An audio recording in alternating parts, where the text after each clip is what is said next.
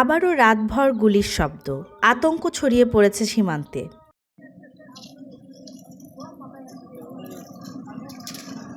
বান্দরবনের নাইক্ষ্যংছড়ির ২২ ফাঁড়ি সীমান্তের ওপারে মিয়ানমারের অভ্যন্তরে আরাকান আর্মি ও রোহিঙ্গা সশস্ত্র গোষ্ঠীর মধ্যে দফায় দফায় সংঘর্ষ হয়েছে।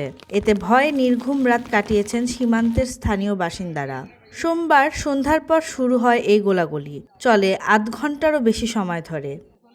এই সময় ২ শতাধিক রাউন্ড গুলির শব্দ শুনে স্থানীয়রা। সংঘর্ষে উভয় পক্ষের হতাহতের খবর মিললেও তা নিশ্চিত করা যায়নি। ইউপি সদস্য মোহাম্মদ আলম জানান, গোলাগুলির শব্দে সীমান্ত এলাকায় আতঙ্ক ছড়িয়ে পড়লেও সবাই নিরাপদে ঘরে অবস্থান নেন। বিজিবির কক্সবাজারের ৩৪ ব্যাটালিয়নের অধিনায়ক lieutenant colonel SM. Khairul Alam বলেন, এটি মিয়ানমারের অভ্যন্তরে তাদের সশস্ত্র গোষ্ঠীগুলোর মধ্যে সংঘর্ষের ফল।